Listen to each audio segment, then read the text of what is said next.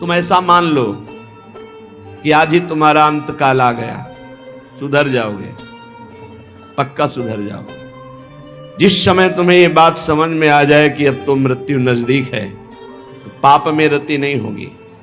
फिर लगेगा जीवन का सार क्या है, तो भगवान निश्चित आपको सत्संग सुनवा देंगे। जहां सत्संग सुने तो सार बात समझ में आ गई। भजन जीवन का सार है, निरंतर नाम जप करना, निरंतर भजन करना, जीवन मुक्त हो जाओगे। एक महात्मा बड़ी मस्ती से जा रहे थे, तो एक शराब पिए हुए बैठा था और पास में बोतल रखी हुई थी। उसने देखा कि ये भी मस्त और मैं भी मस्त। अरे महात्मा, तुम्हारी मस्ती से मेरी बड़ी मस्ती है। महात्मा ने कहा, क्या मस्ती है तेरी? तेरा भाग्य पढ़ के देख रहा हूं, 7वें दिन मर जाएगा तू, 7 दिन में मर जाएगा। जैसे किसी ने इंजेक्शन लगा दिया और एकदम ऐसे चेतना जागृत हुई, खड़ा हो गया, चरणों में पड़ा। आप भाग्य रेखा पढ़ लेते हो? हाँ, मैंने तप बल से तुम्हारे भाग्य को देखा, तुम 7 दिन में मर जाओगे। फेंक दी बोतल, गिलास फेंक दिया। 7 दिन में शरीर छूट जाएगा, तो मेरे जीवन का मतलब क्या रहा? बोले यही तो तुझे समझाना चाहता हूं। ये तेरी मस्ती किस काम की, जब मृत्यु तुझे शरीर से अलग कर देगी, तब ये मस्ती काम देगी तेरे। चरणों में गिर पड़ा। महाराज कोई उपाय नहीं? बोले मरेगा तो 7 दिन में ही। एक उपाय है कि तू अमर हो सकता है। अगर तू गोविंद गोविंद गोविंद ऐसा रटे तो मृत्यु से बच सकता है। घर गया, स्नान किया, गंगा जल रखा था, आचमन किया, हाथ में गंगा जल लिया। अब जितनी आयु बची है केवल गोविंद नाम में व्यतीत करूंगा, कभी जिंदगी में मदिरा पान नहीं करूंगा। महात्मा ने 7 दिन बताया है, तो 7 दिन में निश्चित, संतों के वचन कभी मिथ्या नहीं होते। पता नहीं किस जन्म के पुण्य से ऐसा संयोग बन गया उसका कि संत दर्श हुआ और संत वचन पर विश्वास हो गया।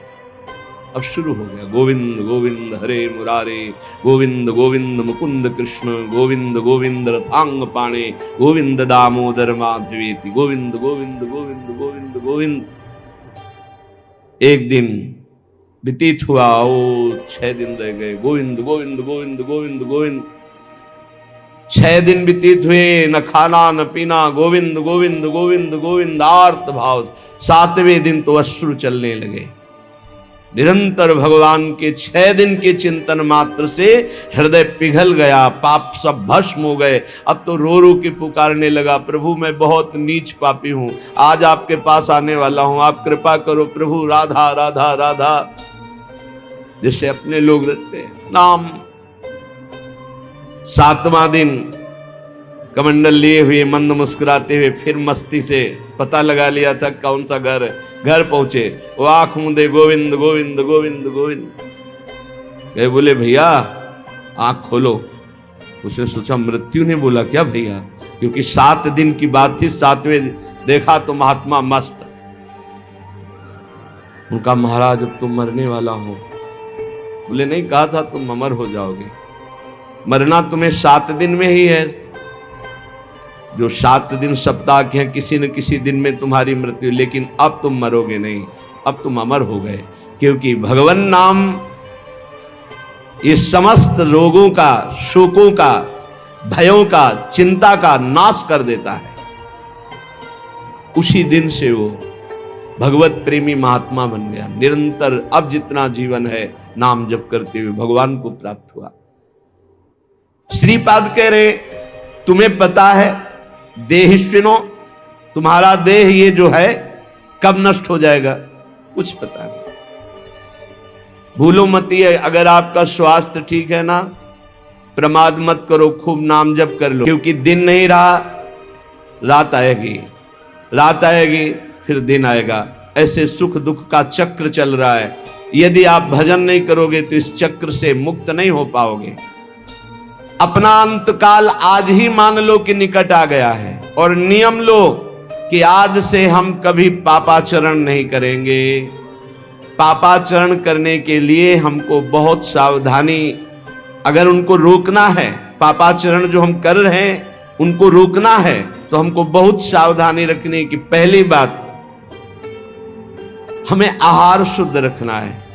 ये जो मांस मछली शराब पीते हैं, गंदा भोजन करते हैं, इनके विवेक ही नहीं रह जाता कि किसे पाप कहते हैं और किसे पुण्य कहते हैं, क्या करना चाहिए क्या नहीं। कैसा कलेजा इनका कठोर हो जाता है, जीवों को कैसे त्रास देते हैं, कैसे कष्ट देते हैं, सिर्फ अपनी रसेंद्रिय पेट भरने के लिए दुर्गति का पक्का रास्ता तय करते हैं। ये जो मांस मछली ये सब जीव जंतुओं को भूनकर उबाल कर काट कर खाते, इनकी बड़ी दुर्गति होगी।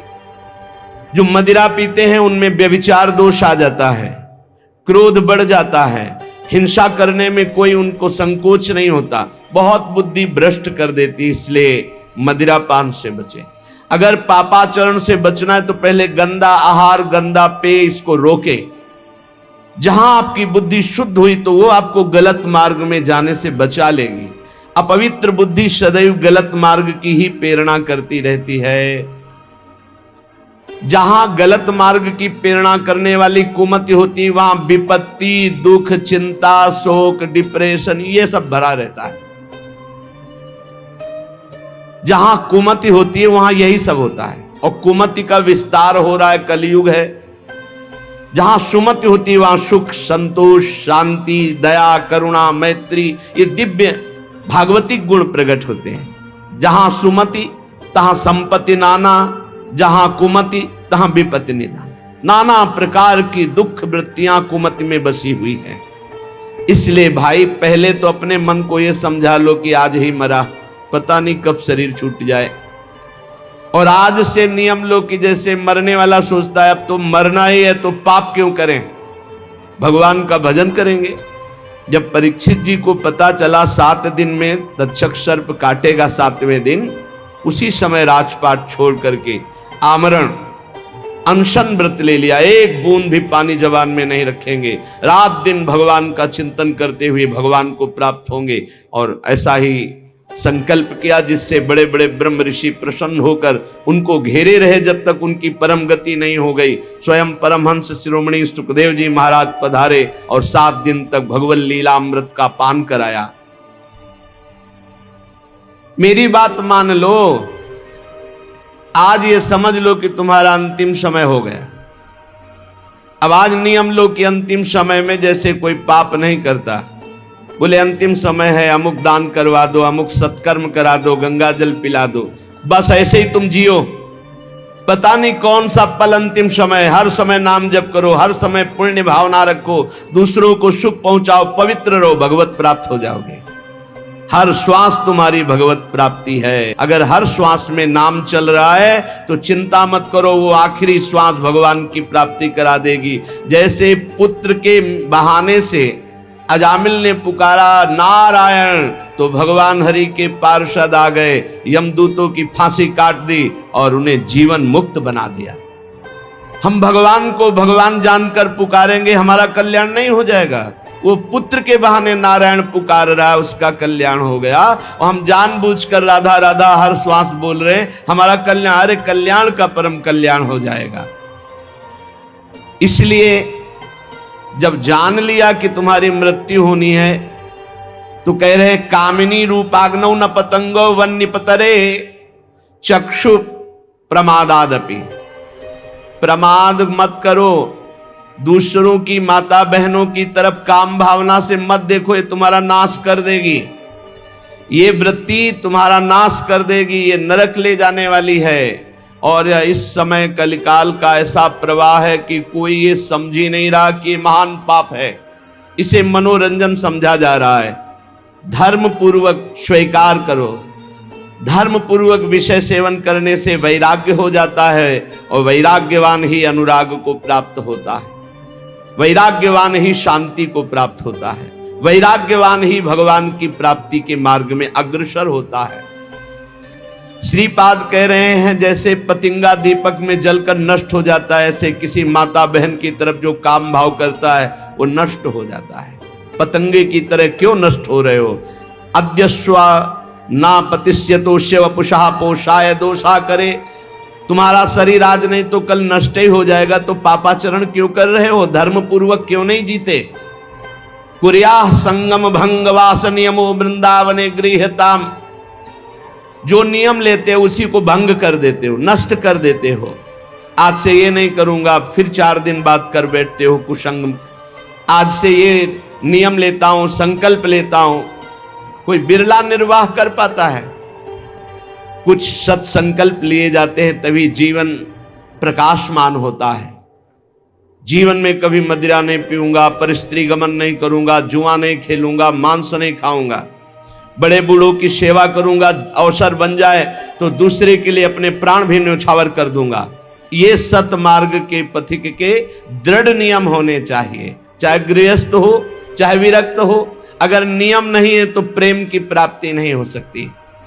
जब विरक्त होकर चित्तवृत्ति प्रभु में नहीं लगाई जाती तो फिर बहुत गंदे गंदे आचरण आ जाते हैं। व्यसन करना, नशे की उसमें रहना, अरे भगवान नाम से बढ़कर कोई नशा है? चित्तवृत्ति को परमानंद स्वरूप प्रभु में नहीं जोड़ा तो तुम्हें विश्राम मिल जाएगा केवल कपड़ा बदलने से, स्थान बदलने से। मन नहीं बदला, उद्देश्य नहीं बदला तो फिर क्या बदल लिया? जैसे रतन मिल गया और उसको छोड़कर कांच बटोरने जा रहे हो। पाए रतन चीन्हो नहीं, दीन्हो करते डारे, ये माया श्री कृष्ण की मोहो सब संसार।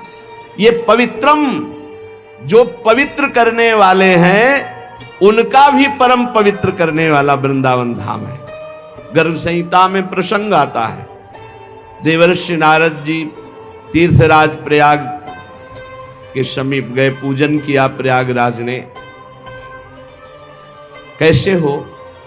बड़ी कृपा है, भगवान ने तीर्थराज बनाया, विश्व के सारे तीर्थ आकर पाप रूपी कर यहां दे जाते हैं। सारे तीर्थ ब्रजमंडल, ब्रजमंडल तो कभी नहीं आया, फिर आप तीर्थराज कैसे? नारद जी ने प्रयागराज तीर्थ ने श्री भगवान का स्मरण किया, आर्त भाव से पुकारा, भगवान प्रकट हुए। कहा प्रभु समस्त तीर्थों का राजा आपने मुझे बनाया, हां, पर ब्रजमंडल ब्रज 84 कोष का कोई भी तीर्थ हमें यहां कर देने नहीं आता। तो भगवान ने कहा हमने तुम्हें तीर्थों का राजा बनाया, घर का थोड़ी राजा बनाया। ये ब्रज 84 कोष मेरा घर है। तो कहा प्रभु एक और समस्या है कि सारे तीर्थ पाप रूपी कर हमको दे जाते हैं, हम अपने पापों को कहां नष्ट करें? तो कहा श्रीधाम वृंदावन की परिक्रमा मार्ग में रज में लौट जाओगे, तुम्हारे सारे पाप नष्ट हो। तीर्थराज प्रयाग यहां स्वयं पवित्र होने के लिए आते हैं। जब कुंभ पड़ता है तो परिक्रमा मार्ग में यहाँ कर तीर्थराज प्रयाग लौटते हैं, रजरानी में अपने को निष्पाप करते हैं। पुण्यात् पुण्यम मंगलम मंगलानाम दिव्यात् दिव्यम कामदम कामदानाम। मंगलों का भी मंगल करने वाला है। जितने भी ग्रह नक्षत्र हैं ये सब सामर्थ्य हमारे प्रभु से ही प्राप्त किए हुए हैं। और हमारे प्रभु का भी परम मंगल वृंदावन धाम करता है। जब जैसी इच्छा होती वैसे ही स्वरूप प्रकाशित करके युगल सरकार को सुख पहुंचाता है, आह्लाद पहुंचाता है। मंगल भवन सुख सिंधु प्रिया प्रीतम का परम मंगल परम सुख विधान वृंदावन धाम करता है। कामदम कामदानाम, सबकी कामनाएं पूर्ण करने वाले जितने भी देवी देवता हैं, सबकी कामनाएं पूर्ण करने की सामर्थ्य एकमात्र परब्रह्म परमात्मा स्वरूप अखिल ब्रह्मांडों के ईश्वर भगवान श्री हरि में। वो सबको सामर्थ्य दिए, उन्हीं की सब शक्तियां हैं, अनंत शक्तियों के स्वामी वो हैं। इसीलिए वो प्रणत कामदम पद्मजार्चितम, भगवान के चरण की महिमा जब वर्णन, प्रणत कामदम, जो इन चरणों की शरण में आ गया उसकी समस्त कामनाएं पूर्ण। और यहां प्रभु की कामनाएं वृंदावन पूर्ण करता है। इसीलिए भगवत रसिक रसिक की बातें रसिक बिना को समझ सके ना। अब कोई कह सकता है जो स्वयं भगवान हैं उनकी कामना क्या हो सकती है, तुम क्या जानो? जो दाता है वो कभी मांगते नजर आएगा? लेकिन लोक व्यवहार की भी भक्ति में देख लो तो वामन रूप धर के बलि के हम मांगने जाते हैं, नहीं जाते? तो यहां तो प्रेम राज्य है, यहां तो मांगत लाल लाड़िलो नागर, प्रगट भई दिन दिन की चोरी, दान दैरी नवल किशोरी। कामदम कामदानम, युगल सरकार समस्त कामनाओं को पूर्ण करने वाले, ऐसे युगल सरकार की कामनाओं की पूर्ति वृंदावन करता है। जब जैसी रुचि उसी क्षण वैसा ही निकुंज, वैसी शोभा, वैसी लीला के सब सामग्री उपस्थित कर देता है। सारात सारम प्रेमदम, समस्त साधनाओं का सार है भागवत धर्म, और भागवत धर्म का भी सार है प्रेम धर्म, और वो प्रेम धर्म प्रदान करता है वृंदावन। प्रेमदा नाम अनन्य वृंदारण्य, तो जो वृंदावन के अनन्य हो गया वो निश्चित प्रेम को प्राप्त कर लेता है। प्रेम प्राप्ति की साधना क्या? वृंदावन की अनन्यता। मेरो प्राण वृंदावन, मेरो जीवन वृंदावन, मेरो सर्वस्व वृंदावन। तो वृंदावन चलते फिरते अपने प्रेम स्वरूप किसी रसिक का संग करा देगा, क्योंकि रेमन रसिकन संग बिन रंच न उपजय प्रेम। जहां रसिक का संग हुआ वहीं प्रेम प्रकाशित होता है। तो वृंदावन का जब अनन्य कोई होता है तो वृंदावन भगवत प्रेमी महात्माओं का संग करा देता है, और महात्माओं के संग से प्रेम का उदय होता है। इसलिए कहते वृंदारण्य तो मन्यताम कहा। ऐसे वृंदावन को छोड़कर हम किसको माने अपना?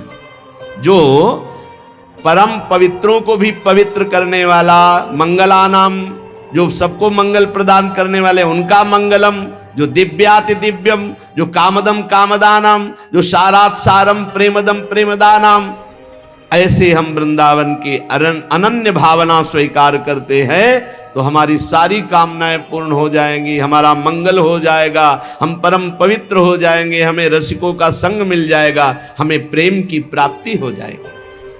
श्री हित ध्रुवदास जी महाराज करुणा करके कहते हैं कि यदि आपको इसी जन्म में अद्भुतानंद की प्राप्ति करनी, अद्भुत प्रेम आनंद जहां किंचन मात्र दुख का लेश भी नहीं है, तो रसिकों का संग करो।